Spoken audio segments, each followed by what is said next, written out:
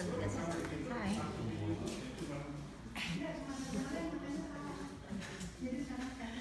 Nggak ngomong-ngomong, syuting.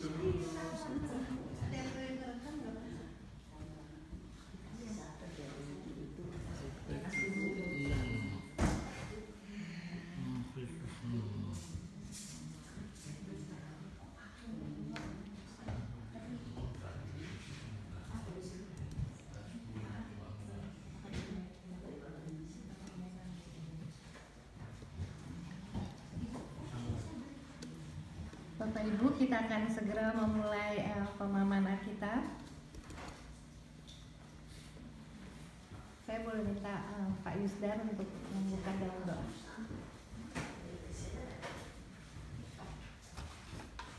Mari kita berdoa. Tuhan Yesus, terima kasih setelah kami memuji-muji nama Tuhan. Sekarang kami masuk dalam bagian yang terpenting dalam acara ini. Kami mau bersama-sama merenungkan bagian dan sebagian dari firman Tuhan. Biarlah Roh yang Kudus mengurapi setiap kami yang mendengarkan firman Tuhan, dan juga Tuhan mengurapi hamba-Mu hidup Cynthia yang akan menyampaikan firman Tuhan. Biarlah apa yang dikatakannya itu keluar berdasarkan hikmat dan keinginan Tuhan yang akan disampaikan kepada umat-Mu, supaya kami semua mendapat berkat rohani dari firman Tuhan ini. Terima kasih Tuhan untuk kesempatan, waktu, dan segala urapan dan kuasa Allah yang boleh menyertai setiap kami yang hadir pagi ini. Tuhan berkati acara ini dari awal hingga akhirnya, dan Tuhan berkati juga Pendeta Paul Munadi dan Ibu Santi yang ada di rumah di dalam recovery kesehatannya. Tuhan berkati supaya cepat sembuh dan cepat sehat kembali. Di dalam nama Tuhan Yesus kami sudah berdoa, kami mengucap syukur dan berterima kasih. Haleluya. Amin. Amin. Oke. Bapak Ibu semua udah dapat ya gambar sekolah minggu kata Pak Thomas. Ya, oke. Hari ini kita akan mempelajari mengenai perlengkapan senjata Allah yang diambil dari kitab Efesus pasal yang ke-6 ayatnya 10 sampai 20. Jadi dalam segala situasi kehidupan kita hari demi hari, kita harus mengenakan perlengkapan senjata Allah yang luar biasa ini. Ya. Today we're going to learn about the armor of God. It's taken from the book of Ephesians, chapter 6, verse 10 to 20. Okay, mari kita baca kitab Efesus 6 pasal 10 sampai 20. Agak panjang ya, tetapi saya sekali nggak apa-apa ya, kita baca bersama-sama. Okay, mari kita mulai dari ayat yang ke-10. Apa semua udah buka kitab? Efesus 6 ayatnya yang ke-10. Ephesians 6 verse 10 to 20.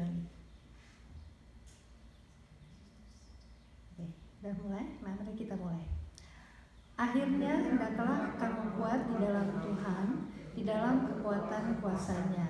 Kenakanlah seluruh perlengkapan senjata Allah, supaya kamu dapat bertahan melawan tipu muslihat iblis. Karena perjuangan kita bukanlah melawan darah dan daging, tetapi melawan pemerintah-pemerintah, melawan penguasa-penguasa, melawan penghulu-penghulu dunia yang gelap ini, melawan roh-roh jahat di udara. Sebab itu, ambillah seluruh perlengkapan senjata Allah, supaya kamu dapat mengadakan perlawanan pada hari yang jahat itu, dan tetap berdiri sesudah kamu menyelesaikan segala sesuatu. Jadi berdirilah tegak, berikat pinggangkan kebenaran, dan berbaju sirahkan keadilan. Kamu berpasutkan kebersamaan untuk memberitakan Injil damai sejahtera. Dalam segala keadaan pergunakanlah perisai iman, sebab dengan perisai itu kamu akan dapat memadamkan semua panah api dari si jahat. Dan terimalah ketopong keselamatan dan pedang roh, yaitu firman Allah. Dalam segala doa dan permohonan, berjaga-jagalah di dalam doamu itu dengan permohonan yang tak putus-putusnya untuk segala orang kudus, juga untuk aku, supaya kepadaku, jika aku membuka mulutku, dikaruniakan perkataan yang benar, agar dengan keberanian aku memberitakan rahasia Injil yang kulayani sebagai utusan yang dipenjarakan. Berdoalah supaya dengan keberanian aku menyatakannya sebagaimana seharusnya aku berbicara. Demikianlah firman Tuhan.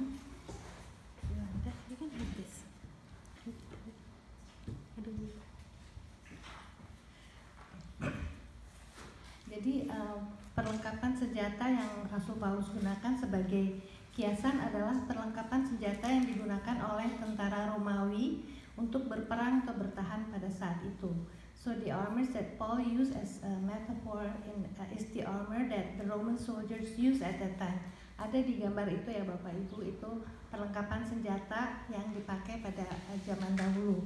Tentara Romawi pakai seperti itu. Jadi Rasul Paulus menggunakan tentara Romawi, perlengkapan senjata tentara Romawi untuk memakai kiasan ini untuk perlengkapan senjata Allah, yaitu perlengkapan senjata rohani. Tapi sebelum kita membahas mengenai perlengkapan senjata Allah ini, kita perhatikan dulu kedua ayat yang terlebih dahulu, yaitu ayat yang ke-11. Saya akan membacakannya, saya tidak membacakan semua, tapi ayat 11 mengatakan, kenakanlah seluruh perlengkapan senjata Allah supaya kamu dapat bertahan, ya, melawan tipu muslihat iblis. Dan ayat yang ke-13 mengatakan, sebab itu ambillah seluruh perlengkapan senjata Allah supaya kamu dapat mengadakan perlawanan pada hari yang jahat itu. Jadi kalau tadi ayat 11 mengatakan bertahan, ayat 13 mengatakan melawan, ya. Jadi senjata Allah itu kita gunakan untuk bertahan dan juga untuk menyerang. Jadi merupakan satu kesatuan yang tidak dapat kita pisahkan. Harus kita gunakan untuk hidup di dalam kemenangan. So according to that two verses, verse 11 and 13, we have to use the armor of God not only to defend but also to attack if we want to live victoriously in Christ. Mari kita bahas perlengkapan senjata ini satu persatu, ya. Yang pertama dari ayat ke-14, di mana buktinya dikatakan, jadi berdirilah tegap, berikat pinggangkan kebenaran dan berbaju zirahkan keadilan. Jadi yang pertama adalah berikat pinggangkan kebenaran. Mengapa Rasul Paulus menggunakan ikat pinggang sebagai kiasan? Apakah gunanya ikat pinggang ini? Ikat pinggang itu menjaga agar pakaian kita atau celana kita tuh tetap pada posisinya, ya. Dan pada saat itu juga pada waktu dulu waktu tentara Romawi itu memakai ikat pinggang digunakan untuk juga menaruh pedang dan juga menaruh uang dan barang-barang yang berharga. Mungkin di situ kurang jelas, tapi itu ikat pinggangnya tuh ada rumbai-rumbai ke bawah tuh, gitu ya. Di situ dia taruh ikat pinggang, taruh pedang dan juga taruh uangnya dia, barang-barang berharga. Jadi harus diikat kencang-kencang gitu, jangan sampai loose, ya. Jangan sampai kedodoran, ya. Kalau kita pakai baju kan kita maunya pas gitu, ya, kencang. Jadi karena kalau sampai dia mau berperang celananya loose, ya, kedodoran, kan malu-maluin, ya, mempermalukan. Tapi juga mengganggu waktu dia harus bertempur. Masa dia bertempur sambil pegang-pegang dia punya celana gitu kan, susah, ya, susah bertempur. Jadi sangat mengganggu. Jadi why Paul used a belt because as a metaphor for this weapon, for the armor of God, because belt is used to hold your clothing, so in position. And at that time, they put all the sword and the money in that belt. So you need to tighten your belt. So don't let it loose. Not only it will embarrass you, but it's not convenient when you have to fight. Ya, karena itu jadikanlah kebenaran itu sebagai ikat pinggang kita yang harus kita ikat dengan sangat kencang ya. Jadi kebenaran harus kita ikat dengan kencang di pada kita sendiri ya. Kita harus sungguh-sungguh hidup di dalam kebenaran firman Tuhan. Jangan sampai kendor, jangan sampai kedodoran ya. Karena kalau kita tidak hidup di dalam kebenaran, bukan saja kita mempermalukan diri kita, tetapi kita juga pasti mempermalukan Tuhan Yesus ya. Apabila jadi hidup kita, kalau kita hidup tidak benar kan bukannya itu kok orang itu kenapa nggak benar ya, Tuhannya siapa tuh kayak gitu kok gitu ya. Jadi kita bukan mempermalukan diri kita, mempermalukan Tuhan Yesus juga.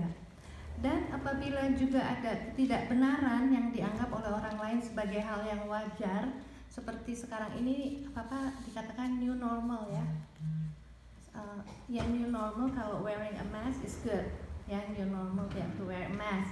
Tapi ada new normal yang negatif ya, seperti mempunyai anak di luar perkawinan ataupun pergaulan seks yang bebas ya. That's new normal now ya. Untuk orang-orang zaman dulu mungkin, apalagi tante sama om ya, ibu bapak zaman dulu mana ada tuh kayak begitu. Tapi sekarang anaknya 1, udah tuh anaknya berapa 2, kapan menikah? Enggak kawin gitu ya. Terus kita juga terimanya oke gitu ya, nggak marah-marah tuh, nggak nunjuk-nunjuk, karena itu semua udah dikatakan seperti new normal ya. Jadi kita jangan sampai ikut-ikutan, kita harus tetap memegang kebenaran, tetap diikat kita punya kehidupan dengan kebenaran firman Tuhan. Itulah yang dimaksudkan dengan ikat pinggang kebenaran, the belt of truth. Yolanda, I didn't translate this one. I'll translate later. Okay. Dan yang kedua, berbaju sirahkan keadilan. Baju sirah itu adalah yang di sini nih, yang ya di dada ya, baju sirah. Baju, saya nggak tahu yang bahasa gaulnya apa baju sirah ya. Vest ya, vest mungkin ya, vest ya. Bahasa Inggris tuh siapa nih? Rompi, benar. Ya, jadi baju sirah itu rompi yang digunakan oleh tentara Romawi pada saat itu sangat penting karena melindungi organ-organ tubuh yang di atas sini seperti jantung, paru-paru ya. Jadi mereka harus punya baju sirah yang kuat gitu, yang betul. Kalau bahasa Inggris tuh breastplate of righteousness. Jadi keadilan, tapi dapat juga sama dengan kebenaran. Jadi kebenaran, keadilan yang benar. Begitu pula kita harus memakai baju sirah ini, memakai vest ini untuk menjaga hati kita, ya, karena ada di sini, ya. Jadi Rasul Paulus menggunakan kiasan ini bahwa kita harus berusaha untuk hidup dalam kebenaran dengan sikap yang adil, ya, berbaju sirahkan keadilan. Ketika kita mulai berlaku tidak adil, mulai melakukan tindakan yang turut dengan kehendak hati kita, semau kita aja, maka kita dapat menimbulkan permusuhan, ya. Contohnya nih, waktu perlakuan Yakub, banyak di Perjanjian Lama ya, perlakuan Yakub kepada Yusuf. Dia manjain Yusuf sehingga membuat saudara-saudara yang lainnya iri. Akhirnya terjadilah peristiwa itu ya, mereka jadi jahat sama si Yakub. Mungkin secara tidak sadar kita juga sebagai orang tua kadang-kadang jadi begitu ya, nggak adil, pilih kasih. Mungkin sayang sama anak yang baik sama kita, anak yang kurang baik sama kita kurang perhatikan ya. Itu akan menimbulkan iri hati di antara anak-anak gitu ya. Jadi jangan sampai kita seperti itu. Banyak sekali hal-hal yang kita tanpa sadari berlaku tidak adil. Mungkin menghormati orang yang lebih kaya, mengabaikan orang yang miskin, atau menghormati orang yang ada jabatannya gitu ya. Kita kalau orang ada jabatannya, ayo silakan gitu ya, kita baik sekali. Nah nanti kalau orangnya jabatannya udah nggak ada ya bodo amat gitu ya. Jadi jangan sampai kita juga begitu. Kita harus hidup berbaju sirahkan keadilan itu. Kita harus hidup dengan berusaha hidup dengan adil, harus peka, harus sensitif ya kepada keadaan di sekitar kita. Lalu yang ketiga adalah ayat yang ke-15, yaitu saya akan bacakan. Kakimu berkasutkan kerelaan untuk memberitakan Injil damai sejahtera. Ya, jadi tentara Romawi saat itu mereka selalu siap untuk melangkah, dan mereka berani berjalan jauh karena mereka memakai kasut yang kuat itu ya, yang mereka gunakan saat itu. Jadi yang Rasul Paulus maksudkan adalah sebagai orang percaya kita juga harus siap untuk melangkah, untuk pergi mengabarkan berita Injil yang membawa damai sejahtera.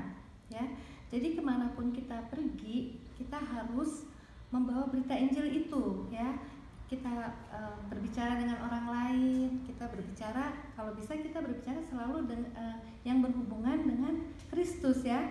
Jadi memang nggak selalu harus begitu, tapi kan misalnya kita memberikan kesaksian pun yang kehidupan kita penuh sukacita, itu sudah menandakan membawa kasih Kristus gitu ya. Jadi kemana kita pergi kita harus meninggalkan jejak ya. Jejak apa? Jejak Kristus, jejak pemberitaan Injil. Kita harus memikirkan apakah kehadiran kita di suatu tempat dapat menghadirkan Kristus atau malah sebaliknya. Ya, misalnya gini, kalau kita datang apa orang lain bilang, waduh itu tuh si itu datang lagi tuh, si yang bawel jahat Judas datang, duduk kita cepet-cepet deh pergi, nggak mau gitu ya. Jangan sampai seperti itu. Jadi kehadiran kita kalau bisa gini, waduh seneng ya kalau si itu datang, mana seneng sukacita, baik, murah hati, kita seneng ya sama dia kalau dia datang gitu. Jadi kalau bisa kehadiran kita tuh selalu membawa damai, membawa sukacita, membawa buah-buah roh kemanapun kita berjalan. Itulah yang dimaksudkan Rasul Paulus dengan memakai kasut untuk memberitakan Injil damai sejahtera. Jadi kemana kita pergi, kalau bisa kita selalu membawakan damai sejahtera kepada orang. Jangan membawa-bawa permusuhan, membawa pertengkaran atau gosip atau seperti itu ya. Dan yang berikut adalah ayat ke-16, perisai iman, akan saya bacakan. Dalam segala keadaan pergunakanlah perisai iman, sebab dengan perisai itu kamu akan dapat memadamkan semua panah api dari si jahat. Ya. Perisai itu yang kita pegang tuh di gambar itu, perisai itu tameng ya, tameng, shield ya. Jadi perisai fungsinya sesuai, yaitu melindungi kita dari serangan musuh ya. Jadi iman kita dapat kita tempatkan sebagai perisai yang mampu melindungi diri kita dari serangan-serangan si iblis. Apa ya serangan-serangan itu? Serangan si iblis itu ketakutan, kekhawatiran, ketidakpercayaan ya. Kita bisa ambil beberapa contoh, misalnya dalam pekerjaan.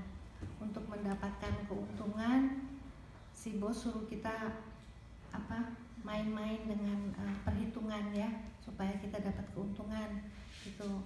Misalnya aja ini contoh ya, misalnya seperti suami saya kan dia misalnya ada bengkel, misalnya itu mobil cuman rusak remnya satu, misalnya gitu, karena kita perlu uang, udah kita bilang aja remnya dua-duanya rusak, orangnya mana tahu gitu kan.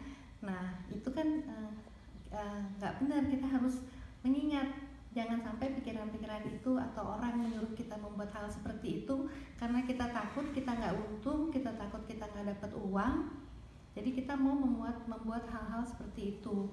Dan itu semua harus dilawan dengan iman ya, bahwa kita percaya Tuhan akan mencukupkan, Tuhan akan menolong. Walaupun orang suruh kita begini begitu, berbuat hal-hal yang tidak jujur, kita lawan dengan perisai iman, bahwa Tuhan akan menolong kita pada waktunya ya. Jadi segala hal-hal yang tidak jujur, intimidasi dari si iblis dapat kita lawan dengan perisai iman ya. Yang berikut, senjata yang berikutnya kita hampir selesai, yaitu ayat yang ke-17. Dan terimalah ketopong keselamatan Itu dulu ya. Dan terimalah ketopong keselamatan. Ketopong itu bahasa sekarangnya helm ya, helmet. Jadi helmet kan gunanya untuk melindungi kepala ya, otak kita. Otak kita ini yang mengatur seluruh pergerakan kita ya, pikiran kita, pergerakan kita mau ke restroom, kita mau apa, semua dari kita punya otak ya, kita mau makan, kita mau apa ya. Jadi kita harus melindungi helmet itu, keselamatan itulah yang melindungi kehidupan kita ya. Ya, otak kita ini kan dipakai untuk mengatur segala sesuatu ya, terutama di dalam pikiran kita.